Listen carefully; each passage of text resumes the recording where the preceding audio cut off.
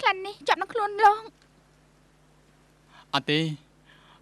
បងមិនចាញ់ទៅវិញទេបងពេញចិត្តនឹងទទួលក្លិនក្រអូបពីអូនបងដឹងថាអូននៅតែខាងនឹងបងតែពេលនេះអូនចង់និយាយជេរឌីលបងយ៉ាងម៉េចក៏ដោយក៏តាមចិត្តអូនចុះបងប្រកែកតបទេព្រោះអ្វីៗគ្រប់យ៉ាងគឺជាកំហុសរបស់បងទាំងអស់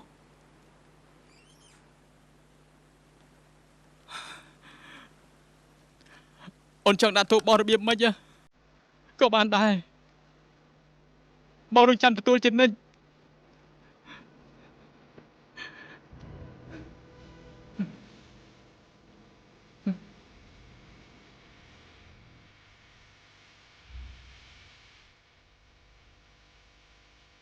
អភ័យទោសបងផងណាអូន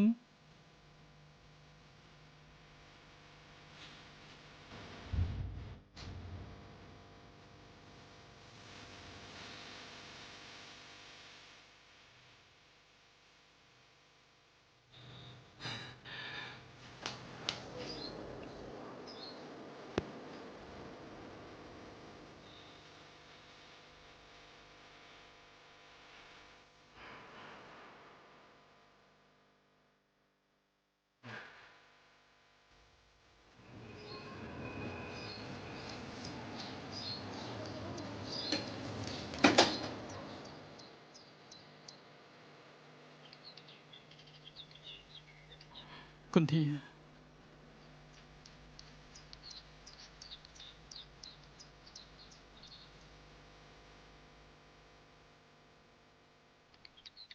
ហើយលោកយ៉ាងម៉េចនឹងលោកមិនតាមបង្ខំខ្ញុំដល់ពេលណាទៀត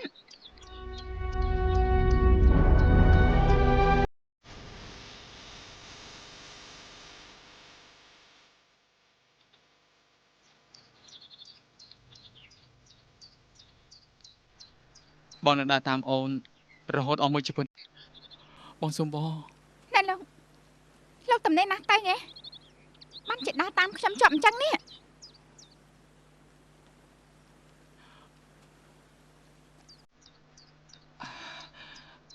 បងនឹងដើរតាមអូនរបៀបនេះជ្រាបរហូតអស់មួយជីវិតចាំតាំងសន្ធាជប់ខាងនឹងបងទៅណាយើងត្រូវរកគ្នាដោយកាលពីមុនវិញទៅបងសុំបងព្រោះបងស្រឡាញ់អូនណាអូនតែខ្ញុំស្អប់ស្ដាប់បានណាតែបងស្រឡាញ់អូនបងស្រឡាញ់អូន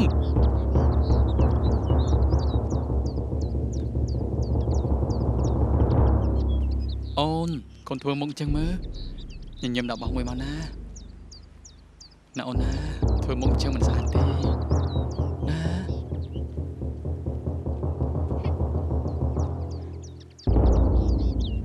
ឥឡូវលោកចង់យ៉ាងម៉េចលោកគិតថាមកនិយាយដាក់ខ្ញុំបែបនេះឲ្យខ្ញុំព្រមជានេះជាមួយលោកវិញដោយស្រួលមែនទេម៉ា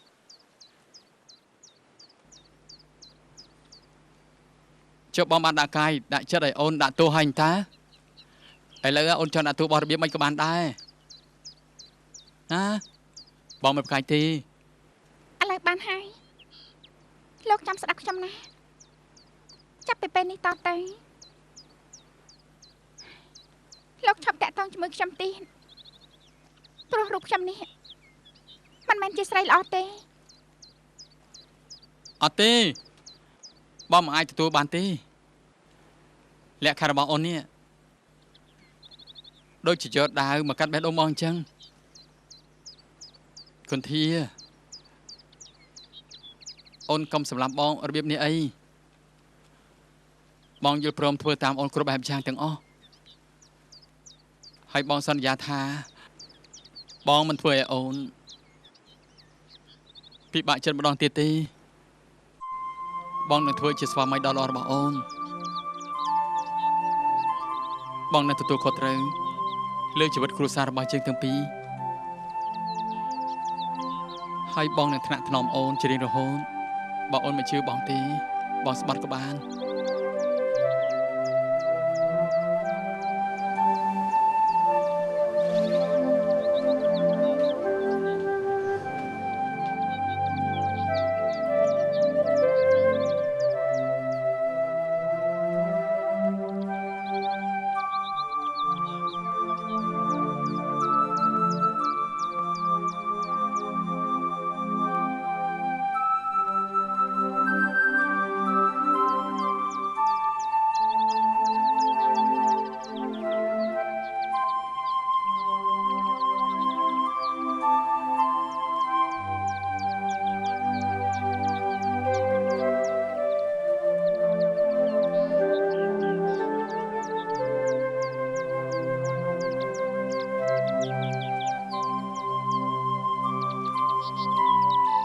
អូន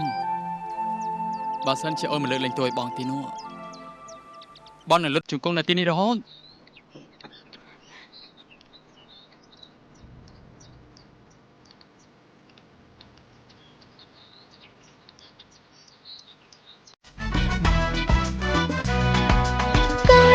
ព្រមព្រៀននៅអមដួងចន្ទ្រា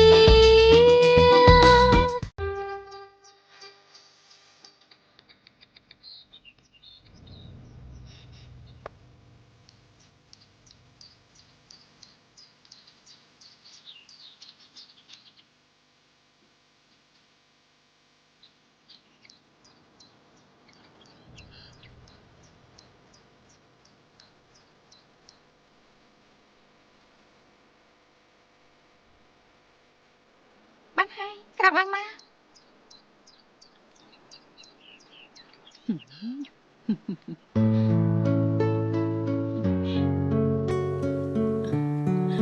អូនព្រមលើកលែងទួយបងហើយមែនទេ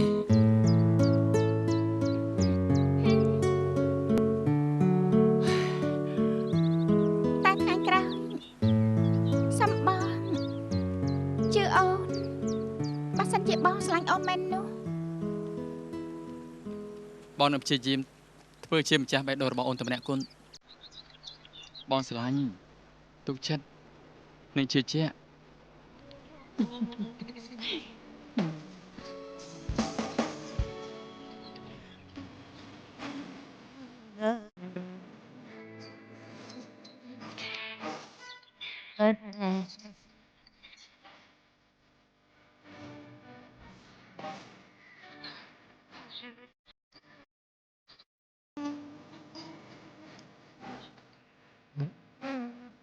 ស្នេហ៍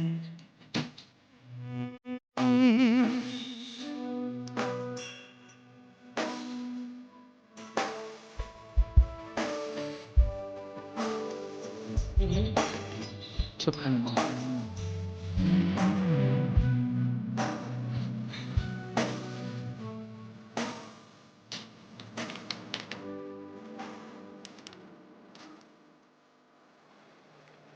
វ៉ារី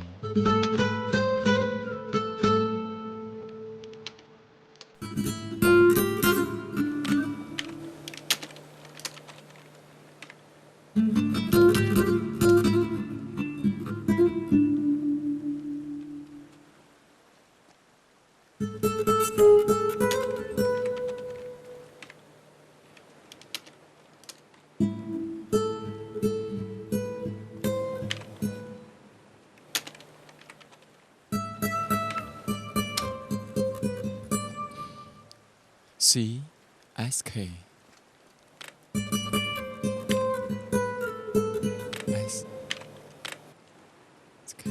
បងវិសាផ្លែឈើសិនទេ សុផលប្អូនមកដល់ពីអង្ការហ្នឹង ណាប្អូនមកដល់តាំងពីព្រឹកម្លេះបងអើប្អូនសុំទោសដែលយល់ខុសពីបងដឹងទេនេះមកពីប្អូនស្រឡាញ់បងខ្លាំងពេកប្អូនបានដឹងពីរឿងបងជាយូរមកហើយប៉ុន្តែប្អូនមិនហ៊ានមកជួបមុខបងទេ តែពេលនេះខ្ញុំដាច់ចិត្តមកជួបនឹងបងទោះបីជាត្រូវបងជាលឌីថ្មីយ៉ាងណាក៏ដោយក៏ប្អូនព្រមដែរខឹងខុសខឹងខានណាបង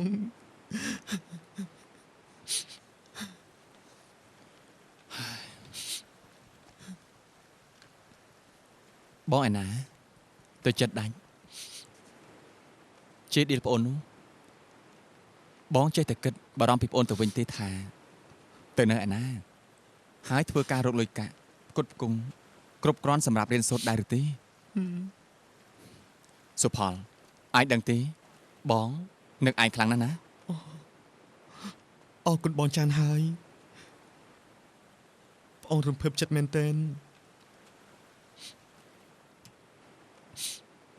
ប្អូនមិនគួរធ្វើបងខកចិត្តសោះប្អូនសន្យាថាចាប់ពីថ្ងៃនេះតទៅទោះជាមានរឿងអីកើតឡើងក៏ដោយក៏ប្អូនជឿចិត្តបងជានិច្ចបងសប្បាយចិត្តណាស់ដែលឯងមកវិញអញ្ចឹងនោះដឹងទេបងមានរឿងមួយចង់និយាយប្រាប់ឯងជាដំណឹងល្អណារឿងអីទៅបងណែបងធ្វើតេស្តទៅជ្រៀងនៅអាមេរិកជាប់ហើយបងនឹងទៅក្នុងពេលឆាប់ខាងមុខនេះហើយណាអូមែនទេបងអូសប្បាយចិត្តមែនទែនអញ្ចឹងតាបានជាបងខំរៀនភាសាអង់គ្លេសបែបនេះដឹងទេបងទៅជ្រៀងបណ្ដាបងខំរកការងារធ្វើបណ្ដាដើម្បីរកលុយមកព្យាបាលជំងឺរបស់ម្ដាយបង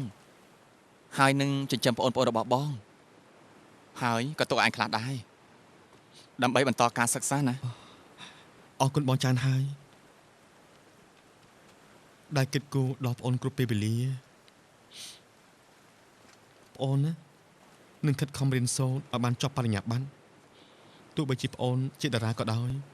ក៏ប្អូនត្រូវចេះបែងចែកពេលវេលាបានត្រឹមត្រូវហើយខិតខំរៀនឲ្យបានពូកែមិនឲ្យបងខកបំណងទេល្អណាស់អញ្ចឹងបានសង្ឃឹមថាអញ្ចឹងទៅចុះណាបាទបងអូខេតោះទៅអង្គុយខាងនោះវិញបាទ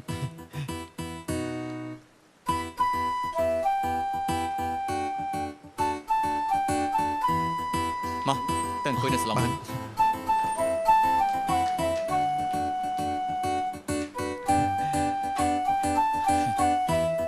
បងមិននឹកស្មានថាបានជួបប្អូនវិញសោះសុំទោសបងប្អូនគឺជាអ្នកខុសមិនអីទេបានមកវិញល្អហើយអរគុណក្មួយសុជាតិច្រើនណាស់ដែលបានជួយជ្រោមជ្រែងរឿងនេះឲ្យបានសម្រេចលទ្ធផលល្អបែបនេះការពិតគឺម្ចាស់ខ្លួនគេទាំងពីរទេដែលយកចិត្តគ្នាពិតប្រាកដនោះលោកពូខ្ញុំគ្រាន់តែជួយលើកទឹកចិត្តដល់ពួកគេបន្តិចបន្តួចតាប៉ុន្តែក៏ជាការរួមចំណែកមួយដែរតាអូផាណូបានកាយរឿងត្រង់ព្រៀននៅអមដួងចន្ទ្រានិយាយអញ្ចឹងកូនស្គាល់ប្រវត្តិគុនធាច្បាស់ដែរទេអូច្បាស់តើប៉ាកូនស្គាល់តាំងពីខ្លួននាងផ្ទាល់និងក្រុមគ្រួសារទាំងមូលទីផងនេះមានន័យថារបៀងកូនហើយនឹងគុនធាចិត្តដិតណាស់មែនទេបានត្រូវហើយប៉ាប៉ុន្តែគុនធាមានការប្រុងប្រយ័ត្នខ្ពស់ណាស់ប៉ាអើយមិនត្រឹមតែប៉ុណ្ណោះនាងមិនបណ្ដោយខ្លួនឲ្យទៅតាមអារម្មណ៍ដែលគេអូសទាញនោះទេហើយម្ចាស់ទៀតនោះនាងមានការតាំងចិត្តខ្ពស់ក្នុងការសិក្សាដើម្បីសម្រេចបំណងដែលនាងបានគិតទុកជាមុនណាប៉ាបាទខ្ញុំក៏ឯកភាពទៅតាមសម្ដីរបស់ផាណូដែរខ្ញុំក៏បានសង្កេតឃើញថាចរិតរឹកពីរបស់គុនធាគឺថ្លៃថ្នូរណាស់នាងមិនភ្លើតភ្លើនមិនឆ្លុះបង្វែងទៅនឹងភាពល្បីល្បាញទោះបីនាងជាតារាក៏ដោយតែនៅពេលថតចប់គឺនាងតែងតែទៅរៀនបន្តទៀតនាងក៏អសរសើរណាស់ដែលមានការតស៊ូដូចនេះខ្ញុំក៏មើលឃើញចឹងដែរមួយរយៈដែលគុនធាទៅធ្វើការនៅក្រុមហ៊ុនខ្ញុំនោះឃើញនាងធ្វើការយកចិត្តទុកដាក់ណាស់ឆ្លាតឆាប់ជល់គោរពវិន័យបានល្អមានសមត្ថភាពរឹកពីសម្ដីសម្ដៅក៏សមរម្យខ្ញុំចូលចិត្តស្ដាប់មើលទៅអ្នកទាំងអស់គ្នាដូចជាពេញចិត្តនឹងគុនធាណាស់ តែខ្ញុំនៅតែមិនពេញចិត្តដដែលហ្នឹងហេតុអីទៅ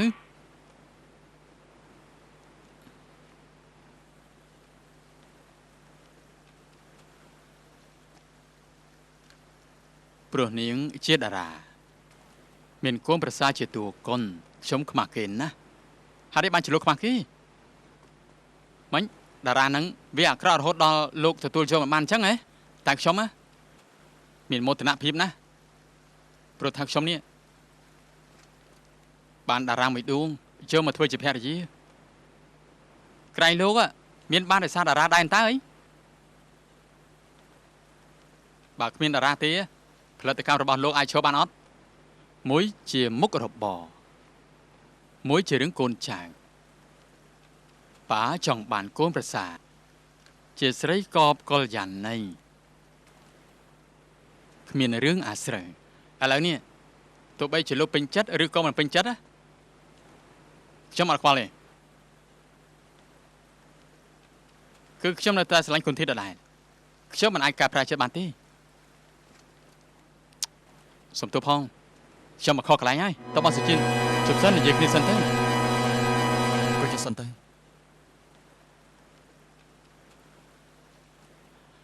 មិញនេះប៉ានិយាយលោចិត្តកូនតាប៉ាចង់ដឹងថាកូនស្រឡាញ់គុណធាតុដល់កម្រិតណាដែរឥឡូវប៉ាយល់ចិត្តកូនហើយប៉ាសប្បាយចិត្តណាស់ដែលប៉ាមានកូនប្រុសបែបនេះមានការតាំងចិត្តមុតមមមិនរាថយចំពោះឧបសគ្គទាំងអស់ប៉ាមិនស្អប់ខ្ពើមគុណធាតុទេតែអ្វីដែលប៉ាធ្វើគឺប៉ាស្រឡាញ់កូនចង់ឲ្យកូនមានសុភមង្គលតែប៉ុណ្ណោះបើកូនស្រឡាញ់ពិតប្រាកដហើយនោះហ៊ានទទួលខុសត្រូវគ្រប់បែបយ៉ាងប៉ាមិនជំទាស់ទេកូនត្រូវរឹសមើលរកថ្ងៃល្អទៅចាំប៉ាណាត់ជួបម៉ាកូនចូលស្ដីដណ្ដឹងឲ្យនេះលោកមិននិយាយឲ្យខ្ញុំអទេហ៎មនុស្សដូចប៉ាតែហ៊ានថាគឺហ៊ានធ្វើហើយអរគុណលោកប៉ាអរគុណលោកប៉ាអរគុណបងសុជីនអរគុណលពូអរគុណលោកប៉ាម្ដងទៀត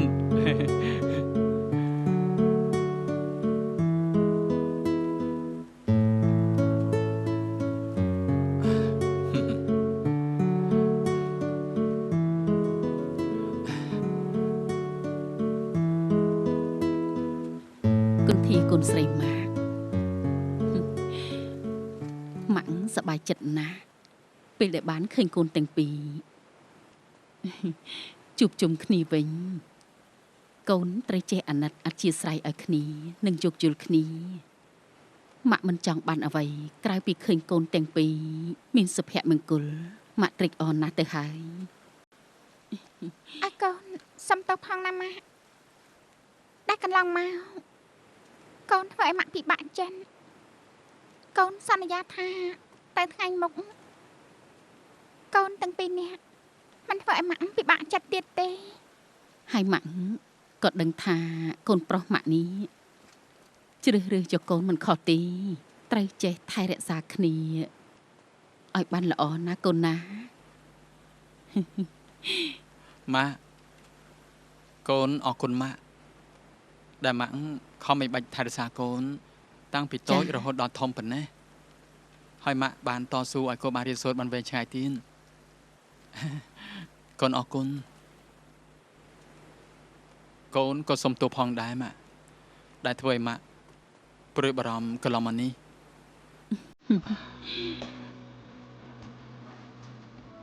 អរគុណម៉ាក់ដែលកំពុងស្នេហាកូនម៉ាក់ចា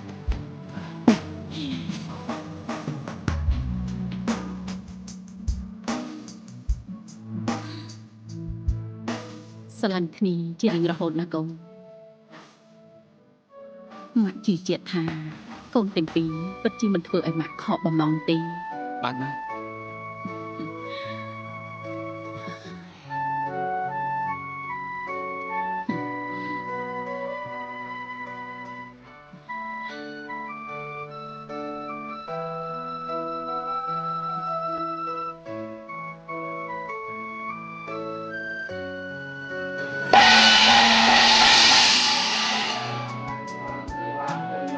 តង់តង់គ្នាតើ